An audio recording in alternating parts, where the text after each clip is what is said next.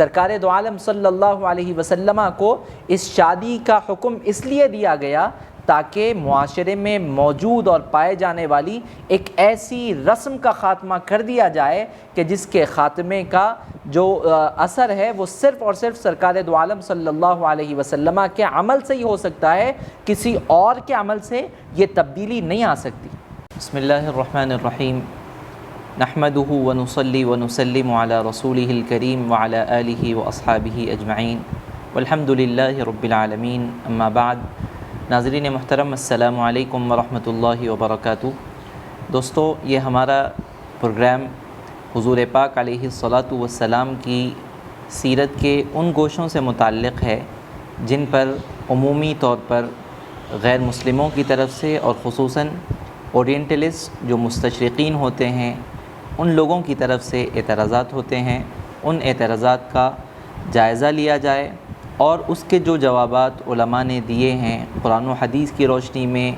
ایک آج کے عصری تناظر میں ان تمام اشکالات کو آپ کے سامنے رکھا جائے، اس کا جائزہ لیا جائے اور اس کے جواب دینے کی کوشش کی جائے۔ تو یہ پروگرام اسی سلسلے کی ایک کڑی ہے، اور آج ہم دیکھنے والے ہیں کہ سرکار دو عالم صلی اللہ علیہ وسلم کے سیرت کے جن گوشے پر اورینٹلسٹ مستشرقین نے جو اعتراضات کیے ہیں اس میں حضور پاک علیہ الصلاۃ والسلام کی شادیوں کا مسئلہ بھی ہے۔ دوستو، جو دوسرا اعتراض حضور پاک علیہ الصلاۃ والسلام کی شادی کے حوالے سے کیا جاتا ہے، آپ کی ازواج مطہرات امہات المومنین کے حوالے سے کیا جاتا ہے، اس میں ایک شادی جو حضور پاک علیہ الصلاۃ والسلام نے حضرت زینب بنت جحش رضی اللہ تعالی عنہا سے کی ہے، اس شادی کو لے کر کافی پروپیگنڈا کیا جاتا ہے۔ مستشرقین نے اس پر بہت اعتراض کیے ہیں، اور پھر ان کے اعتراضات کو لوگ وقتاً فوقتاً لے کر ماحول کو خراب کرنے کی کوشش کرتے ہیں، اس کو پیش ایسا کرتے ہیں کہ جس کی وجہ سے سرکار دو عالم صلی اللہ علیہ وسلم کی عصمت پر آنچ آئے، اور ایک عام آدمی جس کو حضور کے بارے میں اطلاع نہ ہو، معلومات نہ ہو، وہ ان کو یہ تاثر دینے کی کوشش کرتے ہیں کہ سرکار دو عالم صلی اللہ علیہ وسلم جنسی اعتبار سے معاذ اللہ عورتوں کی طرف میلان رکھتے تھے، جس عورت پر حضور کا دل آ جاتا ثم معاذ اللہ، وہ ان کی کوشش ہوتی کہ اس کو وہ اپنے ازدواج اپنی زوجیت میں لا لیتے، چاہے کسی بھی طریقے سے ہو۔ یہ ان کا اعتراض ہے، اور اس سلسلے میں وہ حضرت زینب بنت جحش کا جو سرکار دو عالم صلی اللہ علیہ وسلم سے نکاح ہوا اس کو بہت زور و شور سے اٹھاتے ہیں، اپنی کتابوں میں لکھا ہے، اپنی تحقیقات میں اس واقعے کو ایک افسانوی شکل دینے کی کوشش کی ہے، اور اس کے آگے پیچھے نمک مرچ اور مسالہ لگا کر ایک ایسا فلمی شکل دینے کی کوشش کی ہے کہ جہاں پر ایک انسان ہے وہ اپنے ہی بیٹے کی بیوی کو دیکھتا ہے اور اس پر اس کا دل آ جاتا ہے، اور پھر وہ اس سے شادی کرنے کی کوشش کرتا ہے اور اپنے بچے کو اس کو طلاق دینے پر مجبور کرتا ہے، اور جب وہ طلاق دے دیتا ہے تو پھر وہ اس عورت سے شادی کر لیتا ہے۔ اس طرح کی کہانی کو بنا کر معاذ اللہ انہوں نے حضور پاک علیہ الصلاۃ والسلام پر چسپاں اور لیبل لگانے کی کوشش کی ہے۔ تو آئیے ہم دیکھتے ہیں آج کی ہماری اس ویڈیو میں کہ اس شادی کی حقیقت کیا ہے۔ ناظرین محترم، سب سے پہلے آپ یہ جانیں کہ یہ جو واقعہ ہے اس میں 3 شخصیات ہیں جن کے ارد گرد یہ واقعہ گھومتا ہے۔ سب سے پہلی شخصیت ہے حضرت زید، جو حضور پاک علیہ الصلاۃ والسلام کے پہلے غلام تھے۔ حضور نے ان کو آزاد کیا، اور اس کے بعد حضور نے ان کو اپنا متبنہ ایڈاپٹڈ سن بنا لیا، اور حضور پاک علیہ الصلاۃ والسلام نے مکے میں اپنے نبوت کے اعلان سے پہلے یہ اعلان کیا کہ زید آج سے زید بن محمد ہے، میں اس کا وارث ہوں اور یہ میرے وارث ہوں گے۔ اس طرح کا حضور نے اعلان فرما دیا۔ اور اس کے پیچھے بھی ایک قصہ ہے کہ حضرت زید جب چھوٹے تھے تو کسی جنگ میں یہ حضرت حکیم بن حزام کی کسٹڈی میں آئے، اور انہوں نے حضرت خدیجہ کے سامنے ان کو پیش کیا۔ حضرت خدیجہ نے ان کو پسند کیا، ان کو اپنے پاس رکھ لیا، چھوٹے بچے تھے، اور انہوں نے اپنے خاوند سرکار دو عالم صلی اللہ علیہ وسلم کی بارگاہ میں حضرت زید کو پیش کیا۔ حضور پاک علیہ الصلاۃ والسلام نے ان کو اپنے پاس رکھ لیا، اور وہ حضور کے زیر سایہ تربیت ان کی ہونے لگی۔ حضرت زید کے جو والد اور چچا تھے وہ شام میں بیس تھے، وہ سیریا میں رہتے تھے، اور حضرت زید کی جدائی میں وہ لوگ بہت پریشان تھے۔ ان کے والد دیوانہ وار گھومتے، اشعار کہتے، اشعار اتنے مشہور ہو چکے تھے کہ وہ ہر جگہ پر وہ وائرل ہو چکے تھے کہ میرا بیٹا کہاں ہے، زمین کو مخاطب کرتے، کہتے زمین تو نے دیکھا، آسمان تو نے دیکھا۔ بہرحال ان کے چچا ایک مرتبہ مکے میں آئے تو ان کی نظر اچانک حضرت زید پر پڑی۔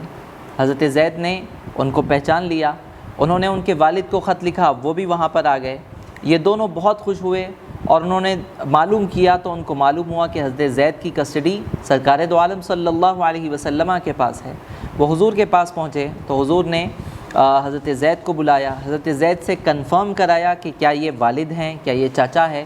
حضرت زید نے جب اس بات میں جواب دیا تو ان کے والد نے اور ان کے چاچا نے حضور سے کہا کہ ہم آپ جو قیمت چاہے دینے کے لیے تیار ہے، آپ ہمارے بچے کو چھوڑ دیجیے۔ حضور پاک علیہ الصلوۃ والسلام نے کہا کہ ہم پیسے لے کر نہیں چھوڑتے، میں اس بچے کو ہی اختیار دیتا ہوں کہ چاہے وہ آپ کے ساتھ چلے جائے یا چاہے وہ ہمارے ساتھ رہ لے۔ سرکار دو عالم صلی اللہ علیہ وسلم نے حضرت زید کو جب یہ بات کہی تو حضرت زید سرکار دو عالم صلی اللہ علیہ وسلم کی یہ بات سن کر رو دیے۔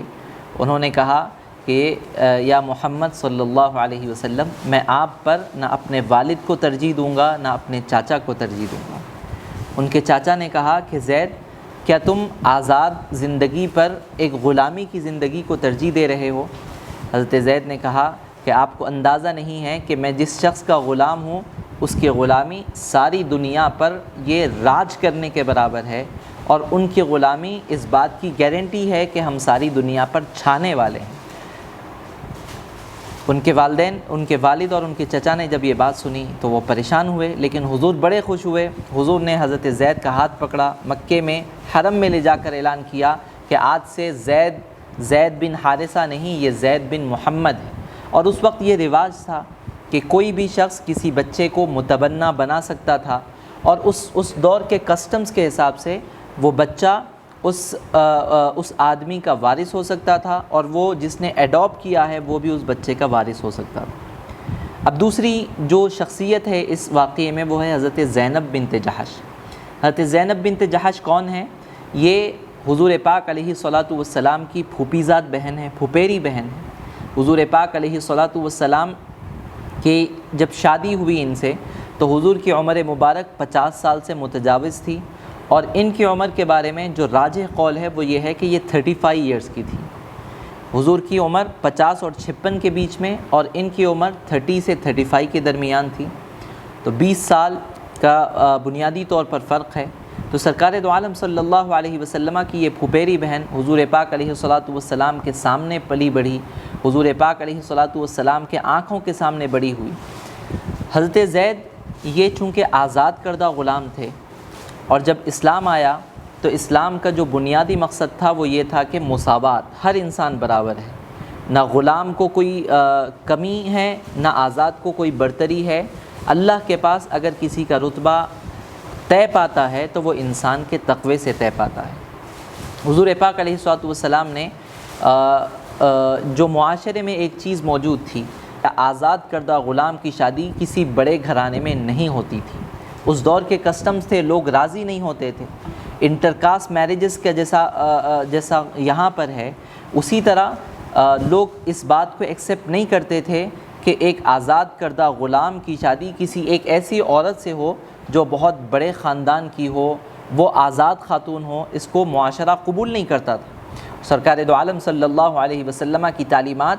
یہ تھی کہ یہ اس نظریے کا کوئی جگہ اسلام میں نہیں ہو سکتی تھی۔ تو حضور پاک علیہ الصلوۃ والسلام نے اس بیریئر کو توڑنا چاہا، اور سرکار دو عالم صلی اللہ علیہ وسلم نے اس کا آغاز اپنے گھر سے کیا۔ آپ نے یہ طے کیا کہ حضرت زید کی شادی حضرت زینب بنت جحش سے ہو جو آپ کی پھوپیری بہن ہے۔ چنانچہ سرکار دو عالم صلی اللہ علیہ وسلم بحیثیت والی، بحیثیت گارڈین زینب کے پاس گئے، حضرت زینب کے سامنے یہ پیام رکھا۔ حضرت زینب نے پہلے سمجھا کہ حضور خود اپنا پیام ان کے لیے لائے ہیں، لیکن بعد میں جب ان کو اندازہ ہوا کہ حضرت زید کی بات ہو رہی ہے تو انہوں نے کہا کہ یا رسول اللہ، حضرت زید یہ آزاد کردہ غلام ہے، اور میں ایک بڑے خاندان کی خاتون ہوں، مجھے یہ رشتہ منظور نہیں ہے۔ حضور پاک علیہ الصلوۃ والسلام نے پھر اصرار کیا کہ نہیں، تمہیں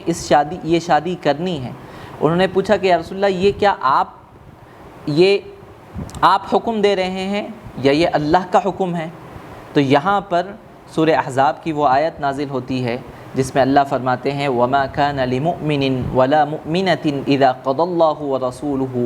أَمْرًا أَن يَكُونَ لَهُمُ الْخِيَرَةُ مِنْ أَمْرِهِمْ کہ کسی مومن اور مومنہ کو اس بات کی اجازت نہیں ہے کہ جب اللہ اور اس کے رسول کوئی فیصلہ اس کے لیے کر دے تو وہ اس فیصلے کو ماننے سے انکار کرے۔ جب یہ آیت نازل ہوئی تو حضرت زینب نے اپنے سر کو جھکا لیا اور اس فیصلے کو قبول کر لیا۔ لیکن جب شادی ہوئی تو چونکہ یہ ڈفرنس اپنی جگہ برقرار تھا تو حضرت زینب اور حضرت زید کے درمیان یہ فاصلہ شادی کے بعد بھی برقرار رہا، اور حضرت زینب کو یہ تاثر ہمیشہ رہا کہ میں بڑی خاندان کی ہوں اور یہ ایک آزاد کردہ غلام ہے۔ تو یہ جو گیپ تھا، اس گیپ کی وجہ سے ان دونوں کی شادی میں جو خوشگواری آنا چاہیے تھا، جو سکون اور اطمینان ہونا چاہیے تھا، وہ ان دونوں کی شادی کے بعد بھی ان کے درمیان وہ خوشگوار فضا پیدا نہیں ہو پا رہی تھی، اور اس کی شکایت حضرت زید بارہا سرکار دو عالم صلی اللہ علیہ وسلم سے کرتے تھے۔ اور ادھر حضور پاک علیہ الصلاۃ والسلام کو اللہ نے وحی کے ذریعے سے یہ بات بتلا دی تھی کہ حضرت زید اور حضرت زینب کی یہ جو ازدواجی زندگی ہے یہ زیادہ دن چلنے والی نہیں ہے، ان کو طلاق دینا ہے اور اس کے بعد آپ کو حضرت زینب سے شادی کرنی ہے۔ اس دور میں جو متبنہ بیٹا ہوتا تھا، ایڈاپٹیڈ سن جو ہوتا تھا، وہ ایسے ہی ہوتا تھا جیسے کہ کسی کا اون سن ہے، کسی کا بلڈ ریلیشن جس کے ساتھ ہوتا ہے اسی طرح مانا جاتا تھا۔ تو سب سے پہلے اسلام نے اس کو روکا۔ اسلام نے کہا کہ ادعوہم لآبائہم هو اقسط عند اللہ، کہ ان کو ان کے والد کے ناموں سے بلاؤ، متبنہ جس نے اڈاپٹ کیا ہے اس کے نام سے مت بلاؤ۔ اور جب یہ آیت نازل ہوئی تو اس سے پہلے تک حضرت زید کو معاشرے میں زید بن محمد کہہ کر پکارا جاتا تھا، لیکن جب یہ آیت نازل ہو گئی تو ان کو پھر حضرت زید بن حارثہ کے نام سے پکارا جانے لگا۔ تو یہ ایک کسٹم تھا جس کو قرآن چاہتا تھا، اللہ چاہتے تھے کہ یہ کسٹم کو ہٹا دیا جائے، اس کو بالکل ختم کر دیا جائے اور لوگوں پر واضح کر دیا جائے کہ کسی کو متبنہ بنانے سے، ایڈاپٹ کرنے سے آپ کے اندر، آپ کے اور اس کے بیچ میں وہ رشتہ پیدا نہیں ہوگا جو خون کے ذریعے سے، نسب کے ذریعے سے پیدا ہوتا ہے، بلکہ نسب بہرحال اس کے اپنے والد کا ہوگا، اس کے اپنے بایولوجیکل والد کا ہوگا، ایڈاپٹیڈ والد کا نہیں ہوگا۔ تو اس کو اسلام نے ختم کر دیا۔ لیکن ایک اور روایت باقی تھی، اور وہ کسٹم اتنا مضبوط تھا معاشرے میں کہ اس کے خلاف کسی کو جانے کی ہمت نہیں تھی، اور اسلام چاہتا تھا، اللہ چاہتے تھے کہ جس طرح ایڈاپٹیڈ کا مسئلہ ختم کر دیا گیا، اس سے ریلیٹڈ جتنے مسئلے ہیں ان تمام پر بھی قدغن لگا دی جائے اور لوگوں کے سامنے یہ واضح کر دیا جائے کہ ایڈاپٹیڈ جو آدمی، جو سن ہوتا ہے، جو بچہ ہوتا ہے، وہ اس طرح نہیں ہوتا جس طرح کہ ایک بایولوجیکل ریلیشن ہوتا ہے، خونی ریلیشن ہوتا ہے، بلڈ ریلیشن ہوتا ہے۔ تو اس کے لیے اللہ سبحانہ و تعالیٰ نے سبیل بنائی، راستے بنائے۔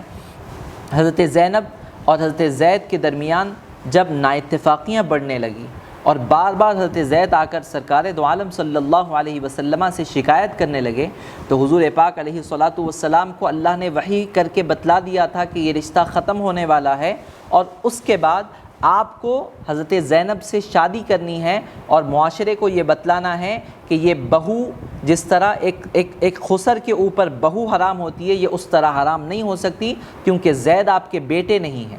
زید کو آپ نے پالا ہے، پوسا ہے، تربیت دی ہے، لیکن وہ آپ کے بایولوجیکل بیٹے نہیں ہو سکتے۔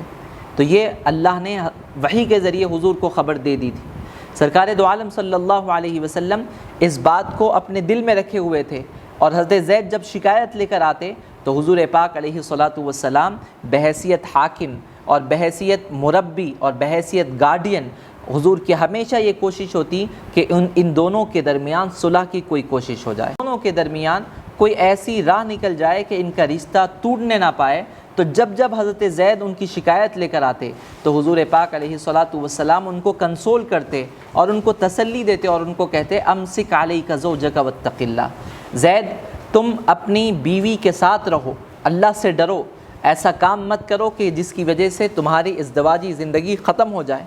اور حضرت زید بار بار آ کر حضور سے عرض کرتے کہ یا رسول اللہ اب نہیں ہو سکتا، مجھے میری بیوی کو چھوڑنا ہے۔ سرکار دو عالم صلی اللہ علیہ وسلم ان کے سامنے اس بات کو ظاہر نہیں فرمائے کہ اللہ نے مجھے بتلا دیا ہے کہ تم دونوں کے درمیان نہیں نبھنے والی ہے، تم دونوں الگ ہونے والے ہو، سپریٹ ہونے والے ہو۔ اس بات کو حضور پاک علیہ الصلاۃ والسلام کی جو طبیعت میں حیا تھی، اس طبیعت کی حیا نے یہ گوارا نہیں کیا کہ اس بات کو وہ ظاہر کرتے۔ سرکار دو عالم صلی اللہ علیہ وسلم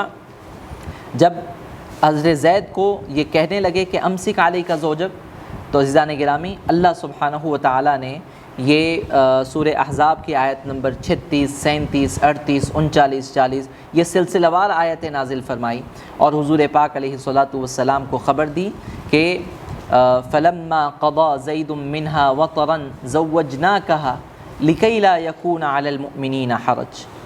لکی لا یکون علی المؤمنین حرج فی ازواج ادعیائهم اذا قضوا منهن وطرا وکان امر اللہ مفعولا۔ آپ نے اس سے پہلے سنا کہ شادی کا جب موقع تھا حضرت زید اور زینب کا، تو یہ بھی اللہ کی طرف سے تھا۔ اللہ نے یہ آیت نازل کی تھی وَمَا كَانَ لِمُؤْمِنٍ وَلَا مُؤْمِنَةٍ إِذَا قَضَى اللَّهُ وَرَسُولُهُ أَمْرًا أَن يَكُونَ لَهُمُ الْخِيَرَةُ مِنْ أَمْرِهِمْ وَمَن يَعْصِ اللَّهَ وَرَسُولَهُ فَقَدْ ضَلَّ ضَلَالًا مُبِينًا۔ اور اس کے بعد حضرت زید کے آنے اور حضور کے سامنے اپنی مشکل کو رکھنے اور سرکار دو عالم صلی اللہ علیہ وسلم کے جھجکنے کو قرآن نے بتلایا وَإِذْ تَقُولُ لِلَّذِي أَنْعَمَ اللَّهُ عَلَيْهِ وَأَنْعَمْتَ عَلَيْهِ أَمْسِكْ عَلَيْكَ زَوْجَكَ وَاتَّقِ اللَّهَ وَتُخْفِي فِي نَفْسِكَ مَا اللَّهُ مُبْدِيهِ وَتَخْشَى النَّاسَ وَاللَّهُ أَحَقُّ أَن تَخْشَاهُ۔ اللہ نے فرمایا کہ اور اس وقت کو آپ یاد کیجئے جب زید آپ کے پاس آئے، وہ شخص آپ کے پاس آئے جس پر اللہ نے انعام کیا کہ ان کو آپ کے پاس لایا، اور آپ نے ان پر انعام کیا کہ آپ نے ان کی تربیت فرمائی، ان کی شادی کروائی اور ان کی تربیت کی، ان کو اسلام میں وہ مقام دیا۔ یہ ساری نعمتیں آپ کی طرف سے تھیں، اور آپ نے کہا امسک علیک زوجک واتق اللہ، کہ آپ اپنی زوجہ کو روکے رکھیے، ان کو طلاق مت دیجیے اور اللہ سے ڈریے۔ اور پھر اللہ نے کہا وتخفی فی نفسک، اور آپ اپنے دل میں اس بات کو چھپا رہے تھے ما اللہ مبدیہ، جس کو اللہ ظاہر کرنے والا ہے۔ عزیزان گرامی، یہ جو آیت کا حصہ ہے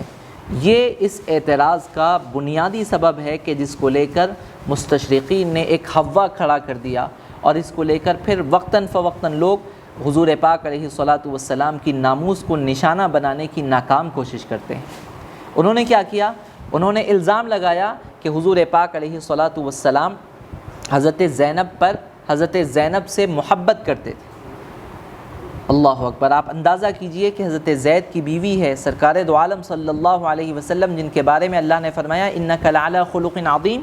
آپ خلق عظیم کے بلند مرتبے پر فائز ہیں۔ ایسی شخصیت پر الزام لگانا کہ ایک شادی شدہ عورت کے بارے میں عورت کو حضور نے دیکھا اور ایک نظر دیکھتے ہی ان کے عشق میں گرفتار ہو گئے، معاذ اللہ، یہ کتنی بڑی جسارت ہے۔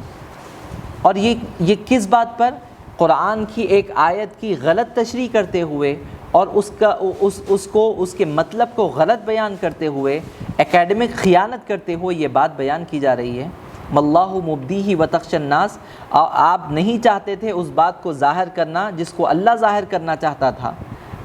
وہ بات کیا تھی؟ وہ بات صرف یہ تھی کہ اللہ نے بتلایا تھا کہ آئندہ کیا ہونے والا ہے۔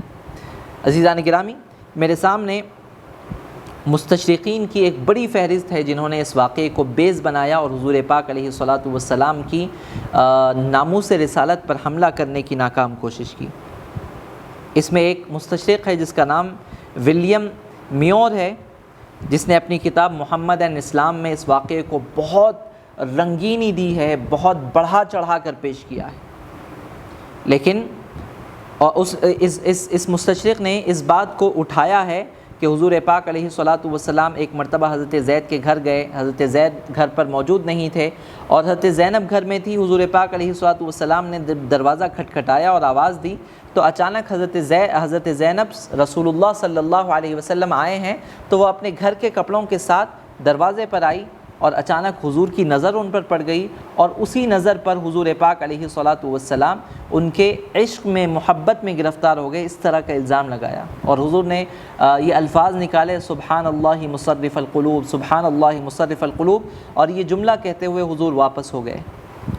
اور جب حضرت زید آئے، حضرت زینب نے ان کو خبر دی، تو حضرت زید جب حضور کے پاس گئے تو حضور کو انہوں نے کہا کہ یا رسول اللہ، مجھے اندازہ ہوتا ہے کہ آپ کی یہ حالت ہے، اگر آپ اجازت دیں تو میں میری بیوی کو طلاق دے دیتا ہوں، آپ اس سے شادی کر لیجیے۔ یہ انہوں نے قصہ لیا ہے اور اس قصے پر اپنی بے بنیاد عمارت کی تعمیر کی ہے۔ ناظرین محترم، آج کے ہمارے اس پروگرام میں میں چاہتا ہوں کہ جو مستشرقین نے لکھا ہے، تو اللہ سبحانہ و تعالیٰ کی یہ سنت ہے کہ اللہ سبحانہ و تعالیٰ نے قرآن میں فرمایا واللہ یعصمک من الناس، اللہ ہی اپنے حبیب کی ناموس کی حفاظت کرنے والے ہیں۔ تو اللہ سبحانہ و تعالیٰ نے انہی مستشرقین میں سے بہت سارے مستشرقین کو یہ لکھنے پر مجبور کیا کہ یہ جو اللہ کے نبی علیہ الصلاۃ والسلام کی عزت کو اس واقعے کے ذریعے سے مجروح کرنے کی کوشش کی جا رہی ہے، یہ بے بنیاد ہے اور غلط ہے۔ مثال کے طور پر ایک مستشرق ہے جس کا نام ہے منٹگمری واٹ، وہ اپنی کتاب محمد ایٹ مدینہ میں لکھتا ہے کہ despite the stories then, it is unlikely that he was swept off his feet by the physical attractiveness of Zainab. The other wives are said to have feared her beauty, but her age when she married Muhammad was 35 or perhaps rather 38, which is fairly advanced for an Arab woman. اس کا مطلب یہ ہے کہ ہر قسم کی کہانیوں کے باوجود یہ بات ناممکن ہے کہ زینب کی جسمانی کشش کی وجہ سے محمد صلی اللہ علیہ وسلم ان کی طرف اٹریکٹ ہوئے ہوں۔ یہ کہا جاتا ہے کہ محمد کی دوسری بیویاں زینب کے حسن سے خائف تھیں، لیکن محمد صلی اللہ علیہ وسلم کے ساتھ شادی کے وقت ان کی عمر 35 یا ایک قول کے مطابق 38 سال تھی۔ ایک عرب عورت کے لیے یہ عمر بہت بڑی ہوتی ہے۔ ایک اور مقام پر یہی مستشرق لکھتا ہے کہ it is most unlikely that at the age of 56 such a man as he should have been carried away by a passion for a woman of 35 or more. مطلب یہ بات بالکل ناممکن ہے کہ محمد صلی اللہ علیہ وسلم جیسا ایک 56 سالہ شخص ایک ایسی عورت کے متعلق جذبات کی رو میں بہہ گیا ہو جس کی عمر 35 سال یا اس سے زائد ہو۔ یہی مستشرق حضرت زینب کے ساتھ حضور پاک علیہ الصلاۃ والسلام کی شادی کی حکمت بیان کرتے ہوئے لکھتا ہے، I quote, "The criticism of Muhammad sallallahu alaihi wasallam then was based on a pre-Islamic idea that was rejected by Islam, and one aim of Muhammad in contracting the marriage was to break the hold of the old idea over men's conduct. How important was this aim compared with others which he might have had?" یعنی زینب بنت جحش سے محمد صلی اللہ علیہ وسلم کی شادی کے وقت ان پر جو تنقید ہوئی تھی، اس کی وجہ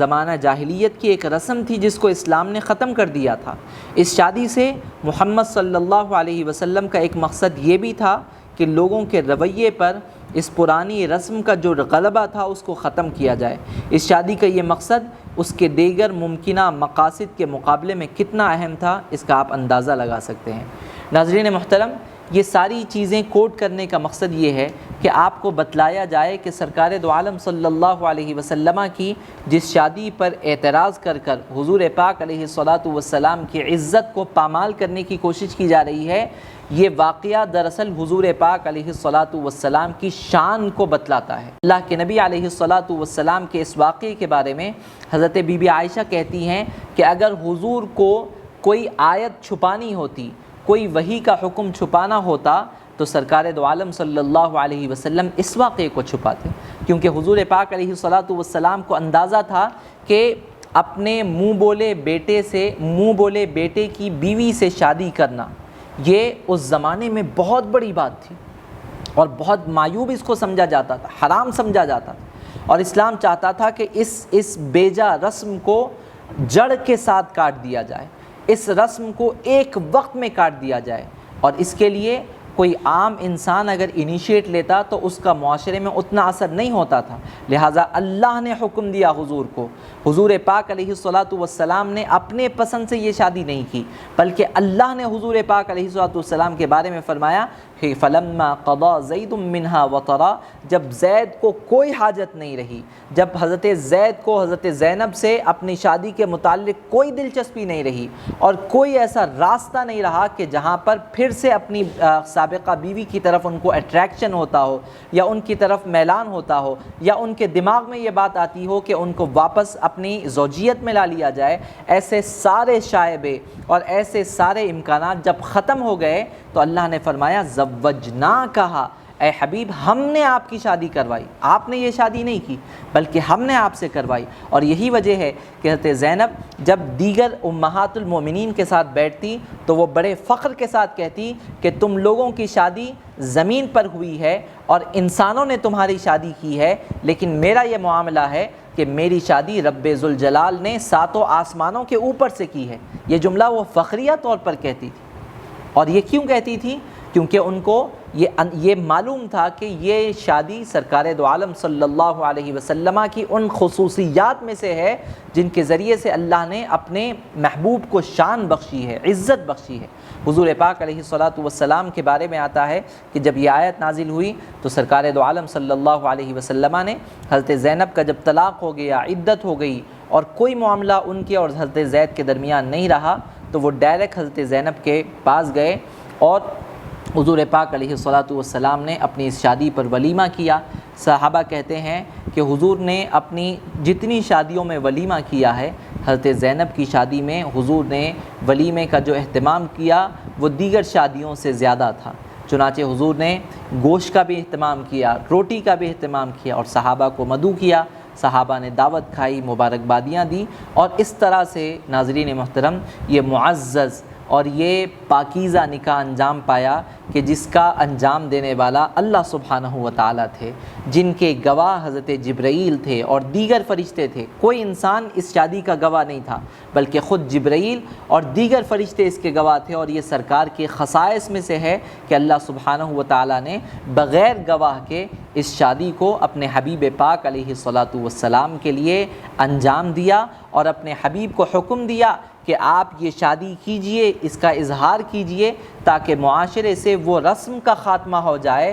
جس کی روح سے ایک انسان اپنے ایڈاپٹڈ بیٹے کی اس مطلقہ بیوی کو جس نے اس کو طلاق دے دیا ہے اور اس کا کوئی پرسان حال نہیں ہے، اس عورت سے اگر وہ شخص شادی کرنا چاہے تو وہ معاشرہ رکاوٹ بن رہا تھا، وہ معاشرہ یہ سمجھ رہا تھا کہ یہ شادی حرام ہے، یہ عورت اس مرد کے لیے حرام ہے، وہ مرد اس عورت کے لیے حرام ہے۔ تو اس حرمت کو کاٹنے کے لیے اور اس رسم کو توڑنے کے لیے اور اس کانسیپٹ کو مس کانسیپٹ کو دور کرنے کے لیے اللہ سبحانہ و تعالیٰ نے اس شادی کا اہتمام کیا۔ حضرت زینب اور سرکار دو عالم صلی اللہ علیہ وسلم کی یہ جوڑی، اور حضرت زینب کون ہے؟ یہ حضرت زینب ان ازواج مطہرات میں سے ہے جن کے بارے میں حضور نے کہا کہ میری بیویوں میں سے سب سے پہلے مجھ سے انتقال کے بعد ملاقات وہ بیوی کرے گی جس کے ہاتھ لمبے ہو گئے۔ ازواج مطہرات امہات المومنین کہتی ہیں کہ ہم نے اپنے ہاتھوں کو ناپنا شروع کر دیا، لیکن جب حضرت زینب کا انتقال ہوا تو ہم کو اندازہ ہوا کہ حضور پاک علیہ الصلاۃ والسلام کا مقصد اور اشارہ اس بات کی طرف تھا کہ کس کا ہاتھ غریبوں کی مدد کے لیے زیادہ کھلا ہے، کون زیادہ خیرات کرتا ہے، کون زیادہ مسکینوں کی طرف متوجہ ہوتا ہے۔ تو ہم میں سب سے زیادہ متوجہ ہونے والی خاتون حضرت زینب بنت جحش تھی، جن کا نکاح صلی اللہ علیہ وسلم سے اللہ نے بذات خود فرمایا تھا۔ تو یہ پاکیزہ نکاح انجام پایا۔ حضور پاک علیہ الصلاۃ والسلام کی دوسری شادیاں جس طرح عظیم مقاصد کے لیے تھی، وہ مقاصد دینی بھی تھے، سیاسی بھی تھے، علمی بھی تھے، سماجی بھی تھے۔ جس طرح سرکار دو عالم صلی اللہ علیہ وسلم نے حضرت ام المؤمنین میمونہ رضی اللہ تعالیٰ عنہ سے نکاح کیا۔ یہ نکاح کے مقاصد اور برکات کیا تھے آپ دیکھیں کہ جب اللہ کے نبی علیہ الصلاۃ والسلام نے ام المؤمنین حضرت میمونہ سے نکاح کیا تو اس وقت بنو المصطلق سے ان کا تعلق تھا، اور اس قبیلے کے بہت سارے لوگ، صحابہ نے جنگ کی تھی اور یہ اس قبیلے کے بہت سارے لوگ غلام اور باندی کی حیثیت سے صحابہ کے پاس تھے۔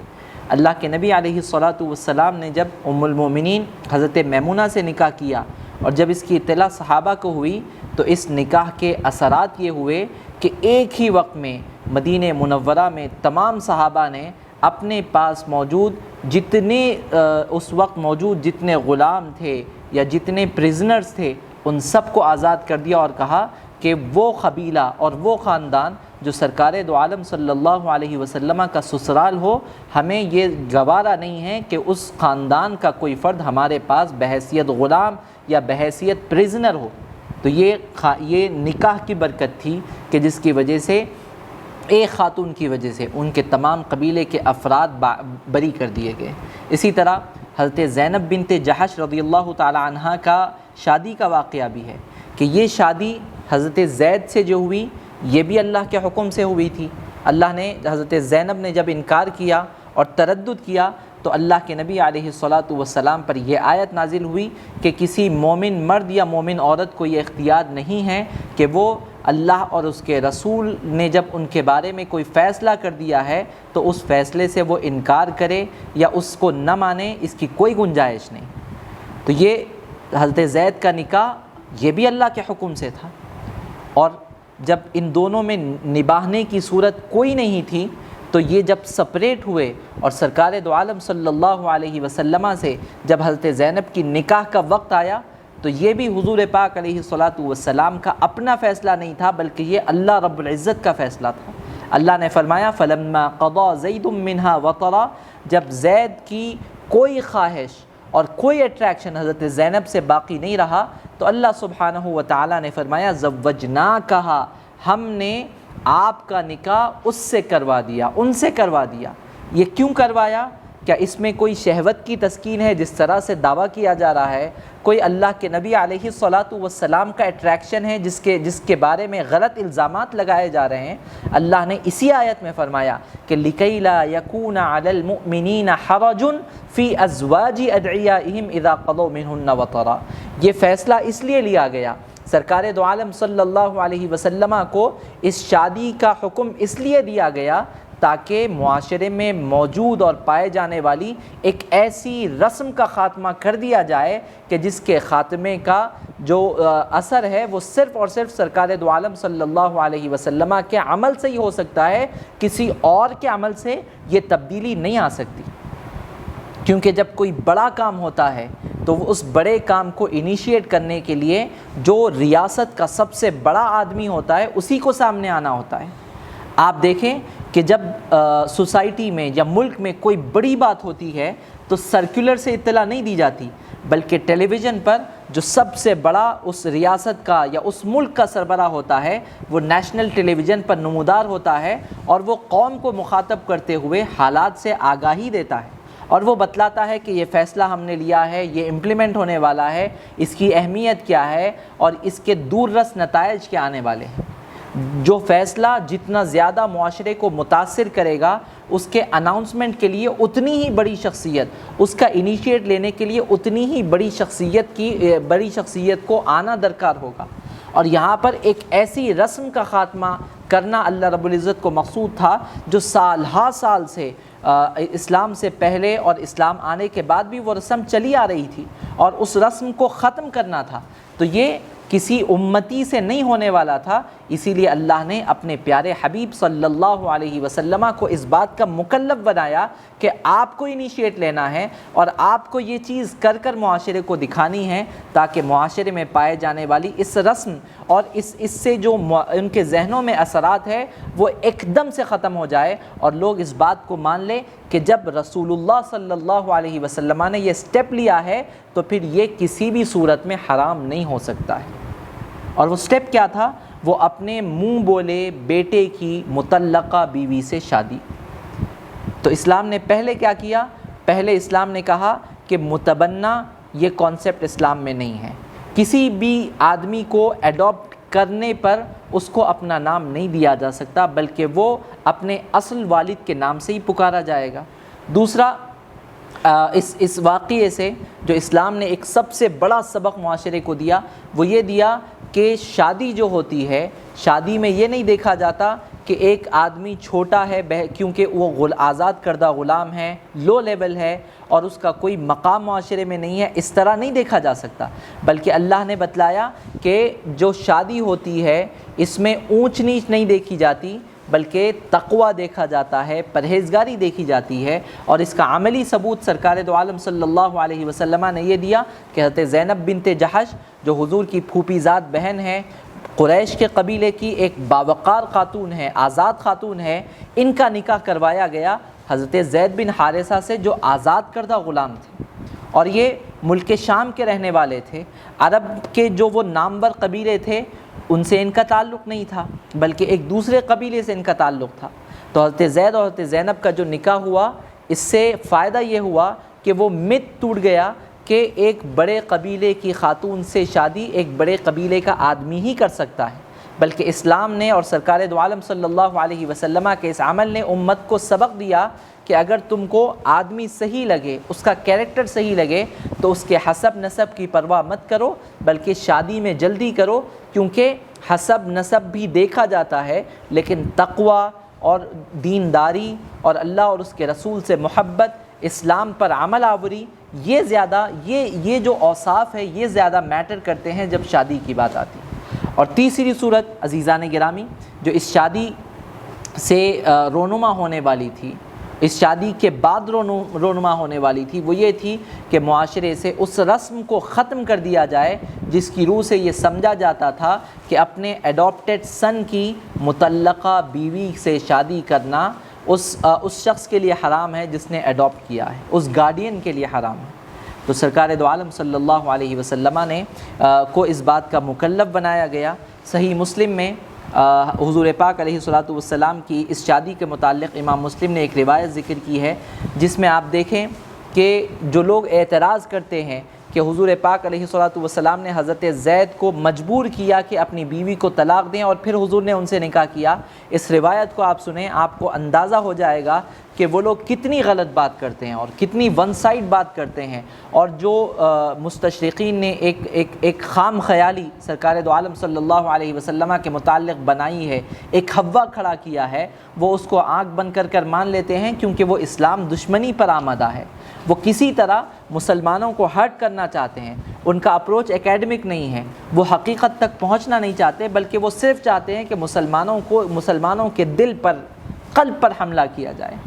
اللہ کے نبی علیہ السلام کی یہ حدیث آپ سنیں، جس میں حضور پاک علیہ السلام حضرت انس روایت اس حدیث کو کرتے ہیں، اور وہ کہتے ہیں کہ لمن قضت عدت زینب، حضرت زینب کی جب عدت ختم ہو گئی، قال رسول اللہ صلی اللہ علیہ وسلم لزید، حضرت زید کو حضور پاک علیہ السلام نے بلایا اور ان سے کہا کہ جاؤ ان سے جا کر کہو کہ میں اپنا رشتہ تمہارے لیے بھیج رہا ہوں، یعنی حضور پاک علیہ السلام کا رشتہ حضرت زینب کو بھیجا جا رہا ہے۔ کس سے؟ حضرت زید سے، جو حضرت زینب کے ایکس ہسبینڈ ہے، سابقہ شوہر ہے۔ حضرت زید جاتے ہیں اور وہ کہتے ہیں، آپ دیکھیں، طلق زید حتی اتاہا وہی تخمر عجینہا، وہ کہتے ہیں کہ میں جب حضرت زینب کے پاس گیا تو میں نے دیکھا کہ وہ آٹا گوندھ رہی ہے، اور وہ کہتے ہیں کہ جب میں نے ان کو دیکھا تو میرے دل میں ایک عجیب ہیبت طاری ہو گئی۔